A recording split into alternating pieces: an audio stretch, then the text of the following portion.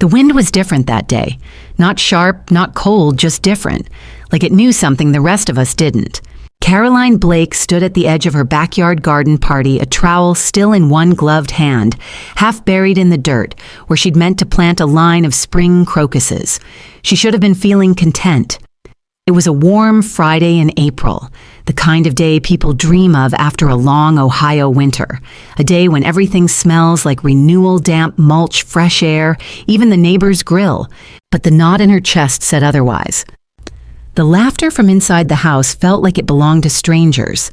Caroline wasn't used to feeling like a guest at her own home. She peeled off the gloves, brushing her hands against her jeans. A smear of soil lingered in the crease of her wedding ring. Her late husband, Henry, had given it to her in 1972, back when they were young and hopeful, and not yet weighed down by the years. Caroline had outlived him, outlived 2 hip replacements, outlived the version of herself that had once been central to everyone's orbit. And now, she was just orbiting. Inside, her daughter-in-law, Jill, was laughing too loudly at something, and her son, Evan, was pouring drinks for their guests like he owned the place. Which in a way he almost did. Almost. Mom Evan's voice cut through the air like a thrown pebble, skipping off still water. "You coming in? Jill wants you to meet her boss." Caroline smiled politely and nodded, wiping her hands one more time. Jill's boss. Another social climbing performance in her own dining room. She stepped in through the patio doors and instantly felt the weight of the room shift. The noise, the perfume, the way people subtly stepped aside like she was something fragile or forgettable. Jill waved her over. "Caroline, this is Andrew. He runs the marketing firm I told you about." "Pleasure," Caroline said, offering a hand. She knew the routine. Smile, nod, disappear. As the conversation turned to renovation ideas and lakefront property, she slipped into the kitchen under the guise of needing a refill. Really, she just wanted quiet. And maybe a few minutes to remind herself she still existed outside of her son's curated life. She reached for the kettle habit muscle memory and set it to boil. Tea helped her think, helped her breathe. That's when she saw the envelope. It was tucked behind a stack of plates on the counter, partially hidden. Her name was written in Evan's handwriting. Mom. Just that. No love, no to. Caroline hesitated. Her heart picked up speed. She reached for it slowly like it might crumble if she moved too fast. Inside was a single sheet of paper, a typed letter. Mom. We've been thinking about the future and want to make sure everything is lined up properly. Jill and I believe it's time to transfer the title of the house fully into our name. You're still welcome to stay, of course, but we feel this is a necessary step for estate planning and financial security. We hope you understand. We'll talk more about this after the party. Evan, her hands shook. The house. The very same one she and Henry had built from the foundation up in 1979. The one that hosted every birthday, every Thanksgiving, every argument and reconciliation that made them a family. This house was her spine, her proof of existence. And now it was just a line item in Evan's future planning. She folded the letter with trembling hands and placed it back behind the plates. Later that night, the guests had gone. Jill was wiping counters with the kind of sharp efficiency that suggested Caroline was in the way. Evan sat on the armrest of the couch, scrolling through his phone wine glass perched beside him like a trophy. Caroline stood in the doorway between the dining room and the kitchen. About the letter. Jill paused, her back still turned. Evan looked up. "Yeah," he said, clearing his throat. "We figured it was time to just make it official. You live here, of course. Nothing changes that. But legally, it just makes more sense this way." "For who?" Caroline asked softly. Evan blinked. "For all of us." Jill turned around, smiling tightly. "It's just paperwork, Caroline. You'll still have your room, your garden. We're just planning ahead." Planning ahead. Caroline repeated the words like tasting something sour. Evan stood and walked toward her. "Mom, you're 71. You've had a good run here. We're just thinking of what's practical. Efficient. Efficient, as if she were clutter." She nodded slowly. "I see." That night, Caroline lay awake in her room. No, in the room she used to think of as hers, and stared at the ceiling fan spinning in slow circles. Her thoughts, like the blades, went nowhere. She remembered the conversation 6 months ago when Evan and Jill came to her desperate and embarrassed. Just until we get back on our feet, Evan had said eyes glassy. Jill's work dried up. My contract got slashed. We can't keep up with the mortgage and the kids' tuition. They had nowhere else to go. So she had said yes. Opened her home, her finances, her fridge, her comfort. They promised it was temporary. She had co-signed on the refinance to help them lower their interest rate, just a formality, they said. Now they wanted the whole house. The thought hit her hard. They don't see me anymore. They saw a bed, a pantry, a pension, and worst of all, she had let it happen. The next morning, she brewed coffee before anyone else was awake. In the silence, she looked out the kitchen window to the backyard. Her crocus bulbs were still in the bag, still waiting. She didn't cry, not because it didn't hurt, but because the tears wouldn't fix what was broken. Instead, she made a list, a quiet one. Call the lawyer, the one Henry trusted. Check the deed, see what was signed, what wasn't. Open a new bank account somewhere discreet. Reclaim what was hers with dignity. She wasn't going to fight dirty, but she was going to fight. And when she was done, they wouldn't even see it coming. The house felt colder that morning, not in temperature, but in tone. Caroline sat at the kitchen table alone, sipping her black coffee while the rest of the house buzzed with early routines. Upstairs, Jill's voice bounced between bedrooms in clipped commands. Ella's shoes, now we're late. No, Liam, you're not taking the tablet to school. Evan's heavy footsteps followed. No good morning, no glance toward his mother. Caroline had raised that man, changed his diapers, taught him how to lace his shoes and spell the word disappointment. She wondered now if he even remembered. Jill eventually swept through the kitchen like a whirlwind in heels. Morning, she said quickly, opening and closing cabinets. Could you grab bread next time you're at the store? Oh, and we're out of oat milk. Caroline nodded without a word. Jill was already out the door before the kettle finished boiling. She waited until the house emptied. Then she picked up the phone. James, she said, it's Caroline Blake. I need your help. James Carter had been Henry's lawyer and friend for nearly 4 decades. The kind of man who believed in hard copies, handshakes, and trust, earned over years, not emails. I was wondering when I'd hear from you, James said. I saw the title transfer notice come across my office this week. Caroline's heart skipped. It's already filed. No, but the paperwork is in process, which means we need to move faster. So she did.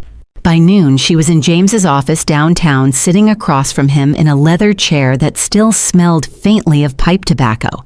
They're trying to transfer the house into their name. Completely, she said, without telling me until after the fact. James sighed. And I'm guessing they've been living there rent-free since you refinanced the mortgage under your name last fall. Exactly. I co-signed because Evan said they were going to lose the house otherwise. I didn't want the kids to be uprooted. Did you sign anything giving them full ownership? No. Good. James leaned forward and folded his hands. Caroline, what they're doing isn't just manipulative, it's calculated. You still hold 100% legal ownership. You never filed a transfer of title or executed a quitclaim deed. But they're hoping you won't know that or won't care. Oh, I care. Then it's time to prepare. He slid a folder across the desk. Here's what we're going to do. That evening, Caroline made herself scarce. She ate dinner in the sunroom, listening to Evan complain from the kitchen about how inflation's insane and Jill's boss expects everything for nothing. The usual soundtrack of martyrdom. No one asked where she'd been. No one noticed the faint smile on her lips. 2 days later, while Evan and Jill were at work and the kids were at school, Caroline drove to a small bank across town and opened a new account under her name only. She deposited the remainder of her personal savings, what hadn't been used to help Evan temporarily. She also moved the monthly pension funds from her late husband's union account. Clean cut, no traces. Next, she changed the passwords on her online banking, her medical portal, and her utilities. She printed everything, stored the copies in a manila folder labeled Plan B. She didn't want to believe it would come to that, but she had to be ready. That Sunday, they hosted a barbecue, a small one, just neighbors and a few co-workers from Jill's office. Caroline found herself stationed as usual at the grill. Apparently, a 71-year-old woman was still best at flipping the burger's translation cheap labor. She watched Jill laugh with her guests, watched Evan refill drinks with an arm around her waist. It would have looked lovely from the outside. Then she heard it, "So how long until the house is officially yours?" one guest asked Jill, a man in a golf visor sipping craft beer. "Oh," Jill said, waving a manicured hand, "just a few more weeks. Caroline's finally ready to let go. She's had a good run. We'll give her the guest room after." Caroline stood so still she almost forgot to flip the burger. The guest room. That night she didn't sleep. She sat in bed in the dark, hands folded, watching the shadows stretch across the ceiling as the moon passed overhead. They weren't waiting for her to agree. They were assuming she'd surrender. The next morning, Caroline packed a suitcase. Not large, just enough for a few weeks. Clothes, toiletries, her Bible, and a photograph of Henry holding baby Evan in the backyard. The roses had been blooming in that picture. The same ones Evan now wanted to dig up for a modern patio extension. She left a note on the kitchen counter. "Gone to visit Alice for a few days. Don't call. I'll be in touch." Alice was her childhood best friend. They hadn't spoken in years, not because of a falling out, but because time has a way of slipping between even the closest people. Still, when Alice opened the front door 2 hours later, she didn't hesitate. "I knew this day would come," Alice said, pulling her into a hug. "You're not the first mother to be betrayed, but you're going to be the last to sit quietly through it." Over tea that night, Caroline confessed everything. Alice listened, eyes sharp, hands clasped. When Caroline finished, Alice stood, walked to the drawer beside her fridge, and pulled out a key. "My guest room's yours for as long as you need. And by the way, next week's book club is meeting here. You should come." Caroline smiled for the first time in days. "Thank you." "Don't thank me yet," Alice said. "Book club's reading The Art of War." Back at the house, Jill found the note first. "She left," she said, bewildered. "She didn't even say where." Evan shrugged, chewing on a leftover sausage link. "She's just being dramatic." "Do you think she knows?" "She'll come around. She always does." But Caroline wasn't coming around. She was circling and preparing, because the woman they thought was retreating, she was about to start reclaiming. Alice's guest room was small but comforting. Floral curtains, lavender walls, and a quilt that smelled faintly of cedar. For the first time in months, Caroline slept 8 full hours without the anxiety of footsteps overhead or Jill's passive-aggressive breakfast chatter about organic groceries being expensive while looking pointedly at Caroline's toast. But more than the sleep, it was the quiet dignity of being invited that soothed her. Alice didn't hover. She didn't pity. She just made space. On the third morning, Caroline took her tea onto the porch. The sun was warm against her flannel sleeves, and robins were fussing over a bird bath in the neighbor's yard. She opened her notebook. Not the floral kind with inspirational quotes. This was the sturdy legal pad sort. Practical. Serious.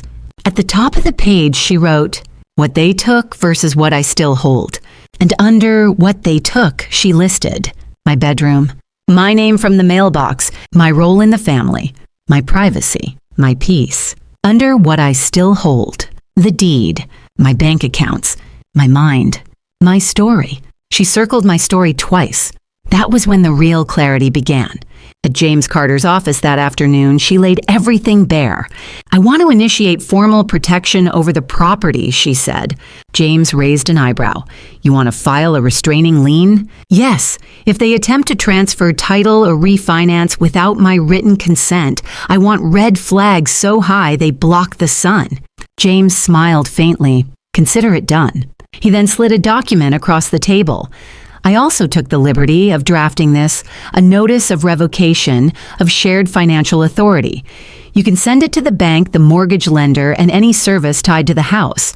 It makes clear that no decisions are binding without your signature." Caroline took the pen without hesitation. "Let's begin." Back at Alice's, Caroline sat cross-legged on the floor with a plastic bin full of old receipts, tax filings, and personal records. She was hunting for proof, not because the law required it, but because she needed to remember. She found the original title to the house, Henry's signature, hers. No Evan, no Jill. They'd never been on it to begin with. She found receipts for every major upgrade she and Henry had paid for. New roof in 2005, kitchen remodel in 2011, the accessible shower Henry had insisted on installing just in case. Caroline photographed each one and saved it to a folder on her new password-protected cloud drive called Home is Mine. She wasn't being petty. She was preparing. Meanwhile, at the house on Clover Hill Lane, things weren't so serene. Evan noticed first. "Why did the utility bill get returned?" he asked, holding up an envelope marked "Address Unknown." Jill frowned. "What do you mean? She always pays that." She changed her billing address. "What about the pension deposit?" Evan checked his banking app. Gone. Jill's eyes narrowed, so she's pulling out. She's playing hardball. They sat in silence. Jill broke it first. "What if she doesn't come back?" Evan hesitated. Then, "We'll have to make it official without her." Jill said nothing, but in her eyes was a flicker of doubt. Not guilt, just fear of being left exposed. Caroline, meanwhile, was blooming. At book club that night, seated between a retired librarian and a former federal judge, she found herself laughing not politely, but from the gut for the first time in what felt like years. They weren't discussing tea cozies. They were dissecting strategy. The art of war turned into stories of divorce battles, family betrayals, career reinventions. Sometimes, said Lorraine, the ex-judge, what they fear most isn't a fight. It's you realizing you can fight. Caroline went home with a notepad full of phrases. Document everything. Don't explain what you can prove. They expect compliance. Surprise them with boundaries. She didn't sleep that night. She outlined her next steps instead. Step 1, update her will. Step 2, remove Evan as power of attorney. Step 3, draft a public statement for later, not now, a testimony, her story in her words. By the weekend, Evan texted her, "Hey Mom, just checking in. Everything okay?" She stared at the screen, then typed, "Everything's just beginning. Hope you're well," and pressed send. She could picture the confusion on his face. She hoped it sat with him. She hoped it made him nervous, because this wasn't the Caroline he knew. This was the Caroline who had been underestimated for the last time. Sunday mornings used to mean hymns and cinnamon rolls.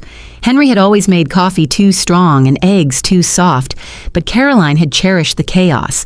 Now Sunday morning meant silence and legal paperwork. She sat at Alice's dining table with James Carter's assistant on speakerphone, confirming that the notice of ownership and occupancy rights had been served at her Clover Hill Lane address the day before. "That's right, Ms. Blake," the assistant confirmed. "A courier delivered the documents to Mr. and Mrs. Blake at 10:17 a.m. Both parties acknowledged receipt." "Thank you," Caroline replied, her voice steady. "That will be all." She hung up and exhaled. The document wasn't aggressive, just assertive. It reminded Evan and Jill that Caroline retained exclusive ownership rights to the property. They had no legal authority to sell, refinance, or reassign any part of it. And most importantly, any future living arrangement would require a signed rental agreement or legal consent. She wasn't evicting them, yet, but she was putting them on notice. Meanwhile, back at the house, Jill was in mid-panic mode. "She's doing what she shrieked, holding the printed document like it was on fire." Evan grabbed the paper from her, rereading the section that made his stomach twist. "The undersigned maintains full title ownership of the property and will be reviewing occupancy agreements effective immediately. Any financial obligations, such as utilities or damages, may be assessed retroactively at the owner's discretion." "She's kicking us out," Jill whispered. "Or making us pay back rent." "She wouldn't do that," Evan muttered, but his voice lacked conviction. "You sure? Because this doesn't sound like a woman who's coming home to bake cookies." They sat in silence, the kids watching cartoons in the next room, blissfully unaware that the house their parents had bragged about owning was in fact a borrowed stage. Jill stood. "You need to fix this now." Caroline was already 3 steps ahead. At James's suggestion, she visited a local accountant specializing in family asset protection. Together, they outlined a trust for the property, shielding it from any unauthorized use or manipulation.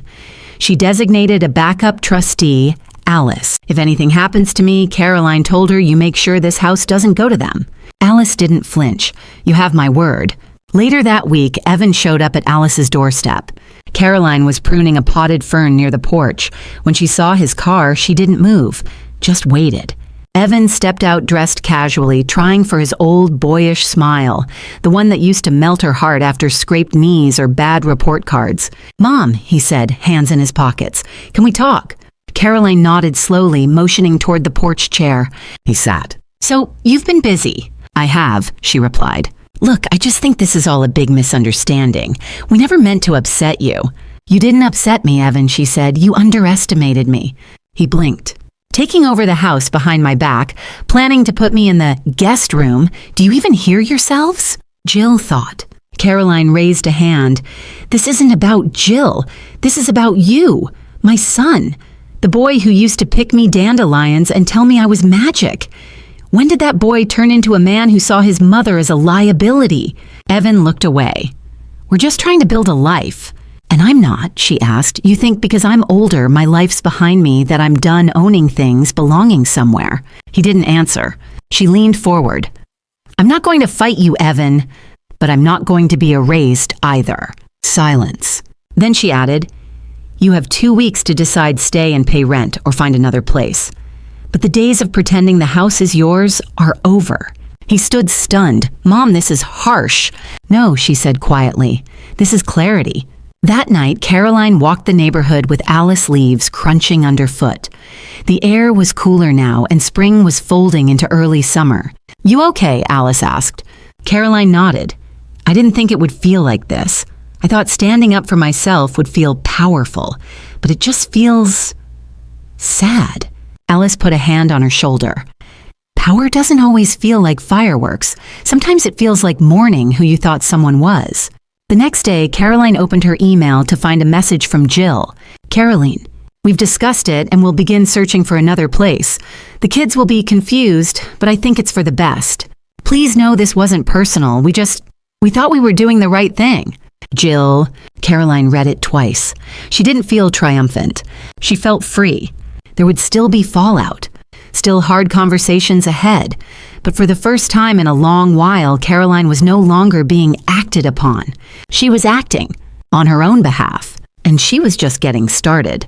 The house on Clover Hill Lane was quiet, too quiet. The kind of silence that follows an argument you can't take back.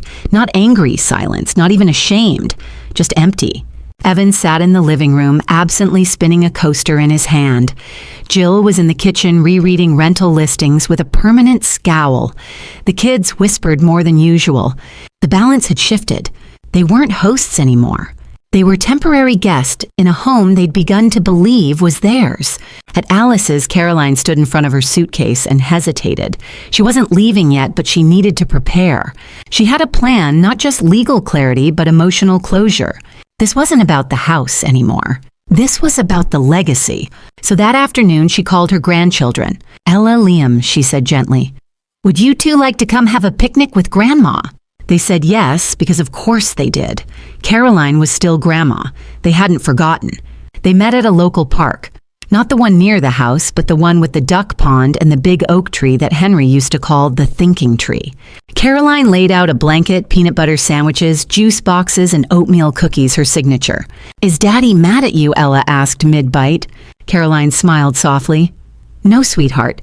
Grown-ups just sometimes have different ideas about what's fair. But that doesn't mean we stop loving each other. Liam kicked at the grass. Are you coming home? Caroline looked up at the sky. It was overcast but warm. I don't know yet, she said honestly, but I want you both to always know something. They leaned closer. This family doesn't begin and end with who owns a house or makes the rules. It's about how we care for one another when no one's watching. She paused, then added, and sometimes it's about making hard choices that help people grow even if it hurts a little first. They didn't fully understand, but that was okay. Caroline was planting seeds. Back at Alice's that evening, Caroline pulled out the letter she'd started months ago and never finished. She set it on the table and began to write again. To my grandchildren. If you're reading this, it means I've done something very brave or very difficult. Maybe both. I want you to know that you come from a line of strong people. Not strong like loud or angry, but strong like roots. Like trees that bend in the wind but don't break. One day you'll inherit stories. And maybe if I do this right, you'll inherit a house filled with those stories. But more than that, I hope you inherit the courage to protect your boundaries and the kindness to still love those who forget how to treat you right. Love always, Grandma. The next morning, Caroline took her letter to James Carter. I want this included in my will, she said. Not for money, for memory. James nodded. Consider it done. 2 days later, Evan called. His voice was quiet. "Mom, I told the kids we'd be moving by the end of the month." Caroline nodded, though he couldn't see it. "All right. And I found an apartment not too far, so they can still visit." "That's good. I've been thinking about Dad and how he'd have handled this." Caroline let him speak. "I think he'd be disappointed in me. Not because of the house, but because I didn't respect what you built." Caroline's voice cracked just slightly. "He'd be proud you're seeing it now." Later that day, she visited the house alone for the first time in weeks. It was quiet again, but not empty. She walked the garden path, fingers brushing the lavender. Her crocus bulbs were finally sprouting late, but still determined. Inside, she walked to the mantel where Henry's photo still sat. She touched the frame gently. "They almost got it," she whispered. "Almost." Then she turned and left. But this time it didn't feel like walking away. It felt like returning to herself. Caroline had always believed that when people show you who they are, you should believe them. But Jill was an actress, a shapeshifter. She wore respect like a seasonal coat, slipping it on when it suited her, shedding it the moment she was cold. So Caroline wasn't surprised when the email arrived. She was just tired. Subject: urgent concerns regarding recent decisions. "Caroline, I'm writing not as your daughter-in-law, but as a mother. What you're doing is putting our children in an unstable situation. They're anxious, confused. This is not what family does. I understand you're trying to make a point, but you've already done that.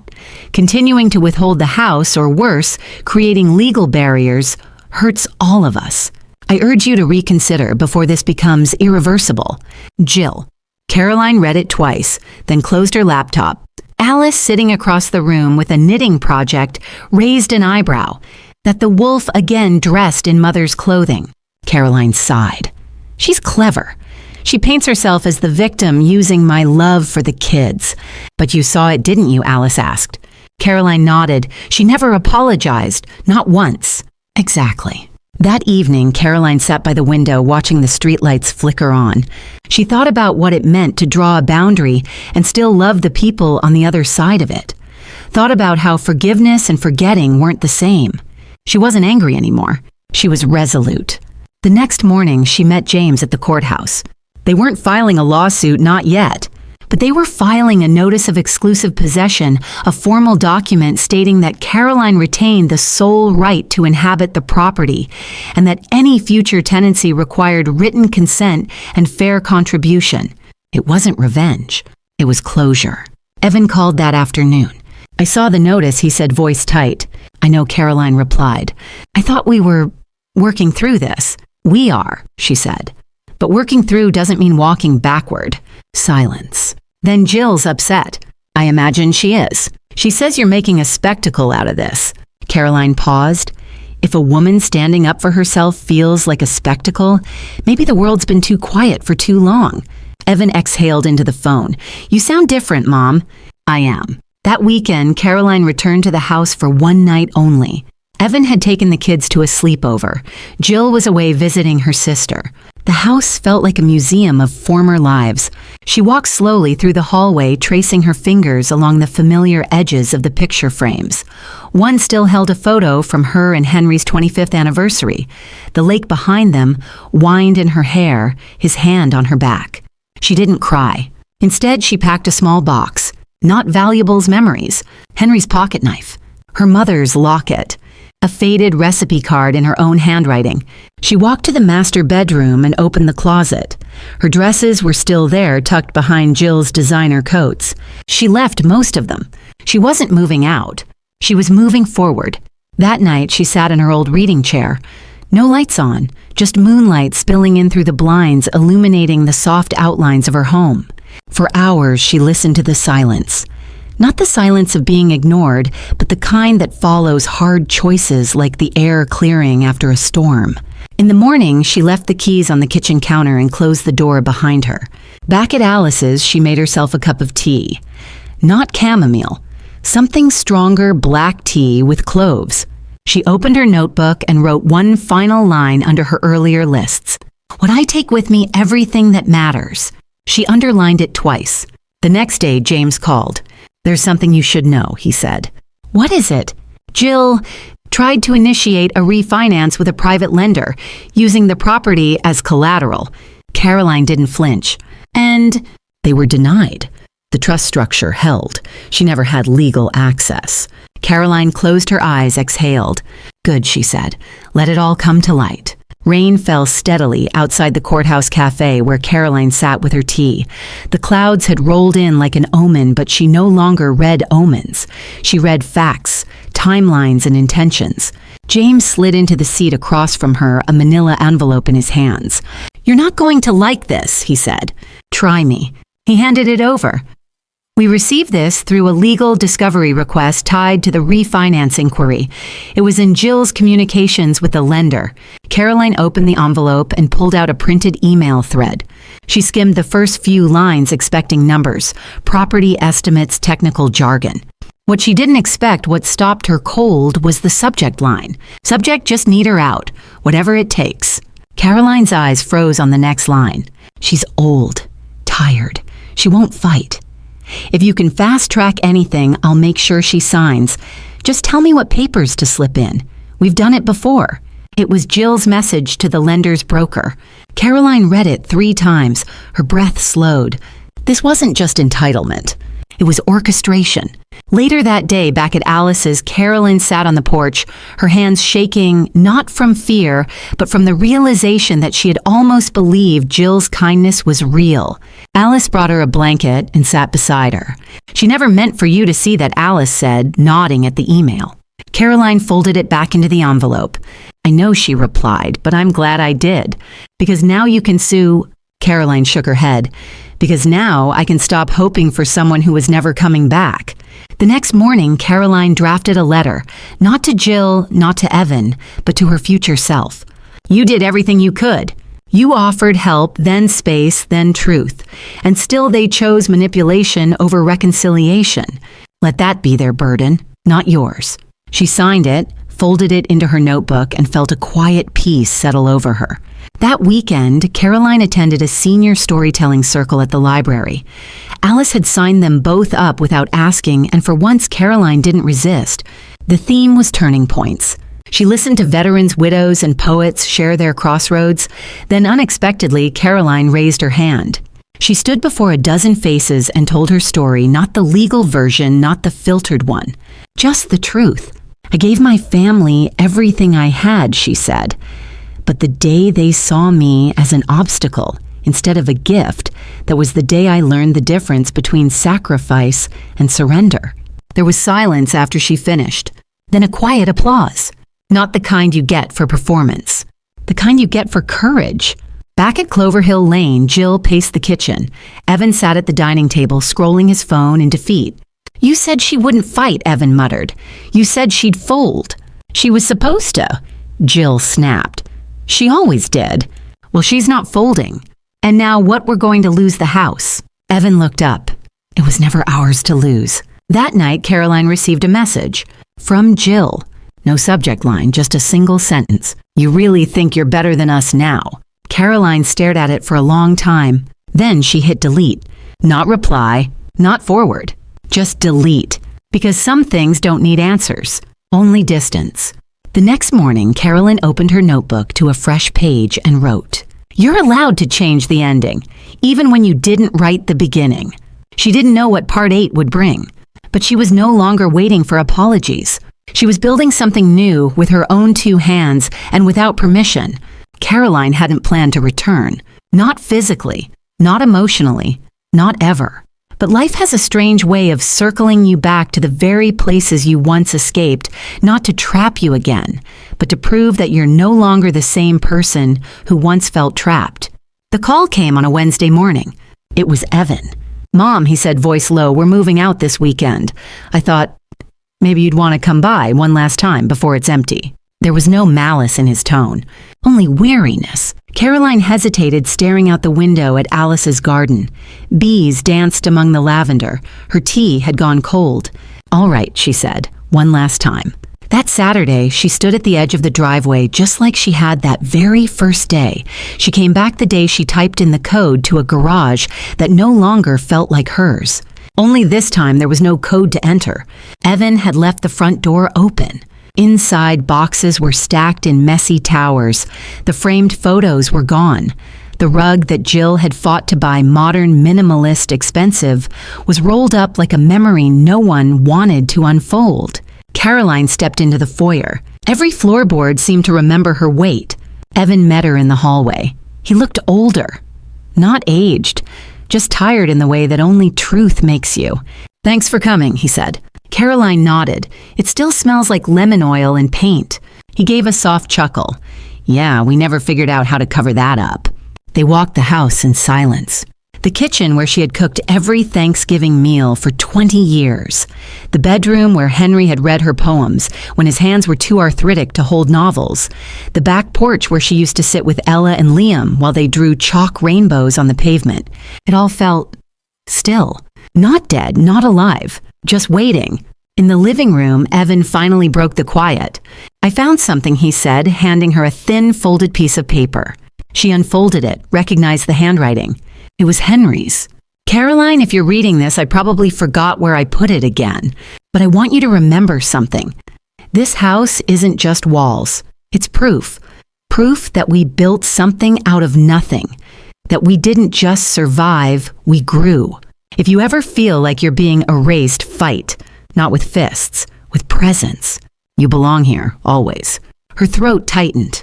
She'd forgotten he'd written this note. She must have tucked it in a drawer long ago, never expecting it to be found again. She folded it slowly, pressed it to her chest, and breathed. "Jill's not here," Evan said, as if reading her thoughts. "She didn't want to face you." Caroline nodded. "I didn't come for her." They stood together for a moment, two people who had failed each other and were now trying quietly and perfectly to choose something different. "Do you hate me?" Evan asked, eyes fixed on the floor. "No," she said, "but I did stop recognizing you. That was harder." He nodded, jaw tight. "I stopped recognizing myself, too." Caroline walked to the dining room, touched the edge of the table, remembered birthday cakes, laughter, slammed fists, broken glasses, forgiveness, whispered between spoonfuls of soup. Then she opened her purse and placed a single object on the mantel, a small photo, she and Henry, on the front steps. Arms around each other, faces sun-wrinkled but smiling. She didn't say anything, she just left it there, not as a claim, but as a reminder. On her way out, Evan followed. "You're not staying?" he asked. Caroline smiled. "No, I've already been here too long." She stepped into the sun, felt its warmth on her shoulders. The air didn't feel heavy anymore, it felt clean. As she reached her car, Evan called after her, "Mom." She turned. "I'm sorry." She didn't answer right away. Then gently, "Thank you." She got in, closed the door, and drove away. No rear-view glances, no lingering, because what needed to stay would remain in the walls, and what needed to go had already left with her long ago. 2 weeks later, the house on Clover Hill Lane was empty. Not just cleared out, but aired out, detoxed. The tension, the manipulation, the cold, silent wars. All of it seemed to have seeped through the cracks and disappeared with the moving truck. Caroline stood alone in the foyer. The echo of her own breath was the only sound. She didn't cry. She didn't smile either. She simply stood, present, accounted for. The realtor had asked her 3 times if she was sure. "It's a seller's market, Mrs. Blake. You could walk away with double what you paid." But Caroline wasn't selling. She wasn't clinging either. She was choosing. This house had been her battlefield, her sanctuary, her sorrow.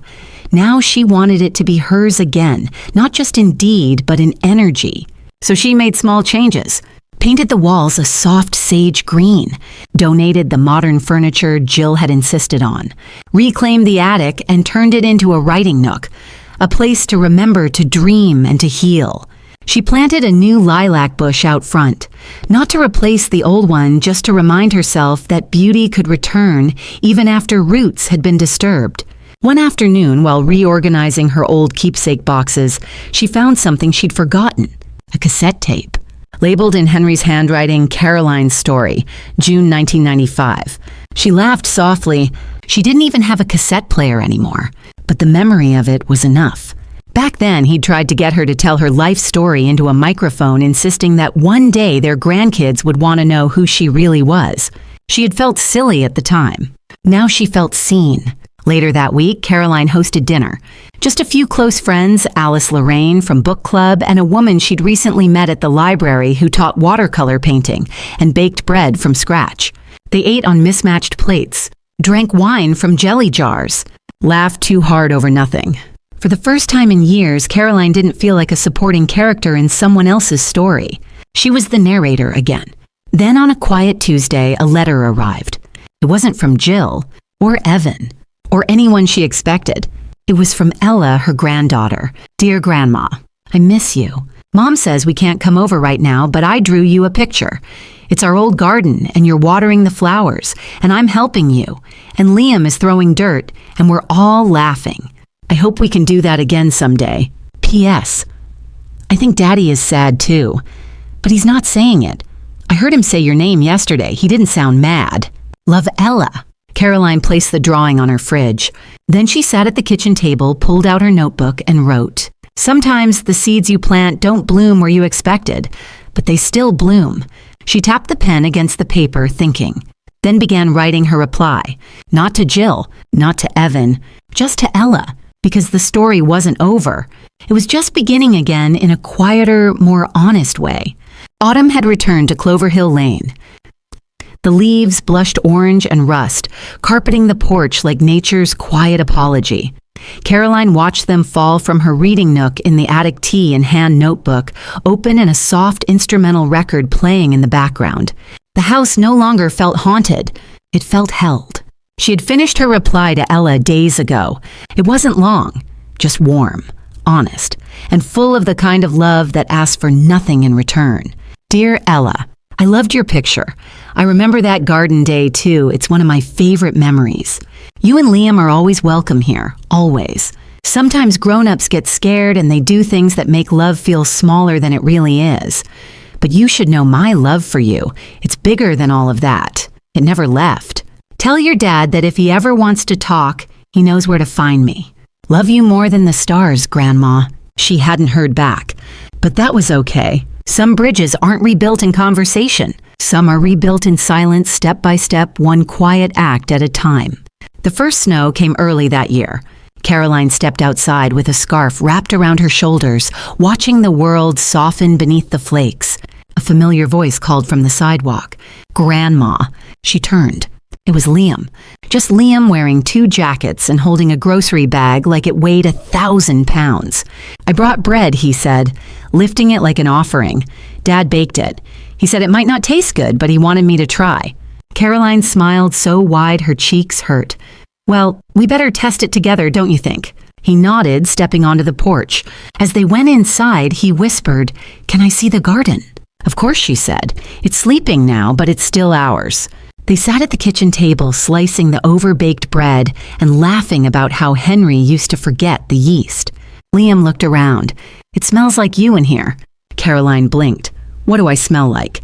Like cinnamon and stories. She nearly cried right then and there. That night, Caroline wrote a final letter. Not for anyone else, just for her.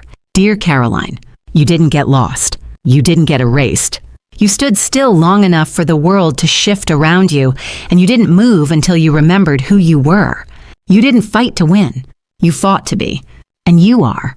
Still here, still you, still whole. She folded the page, tucked it inside her journal, and placed it on the shelf beside Henry's old books. Weeks passed. Liam returned with Ella next time. Evan stayed in the car at first, then eventually came in for coffee. No apologies yet, but soft eyes. Real effort. It would take time, but time no longer scared her. On Caroline's 73rd birthday, Alice threw her a party in the backyard. Dozens came, old friends, new ones, even Lorraine from book club, who brought carrot cake with too much nutmeg. Ella and Liam handed her a framed drawing. The same one from the letter, but now in color. Underneath, they had written, "The garden grows again." Caroline hung it in the hallway, not because it was perfect, but because it was true. That night, before bed, she stood in the garden under the moonlight. The lilac bush swayed gently, half asleep but rooted. Just like her, she closed her eyes and whispered to the night, "This is enough." And for the first time in a long time, she didn't mean it as a compromise. She meant it as a homecoming.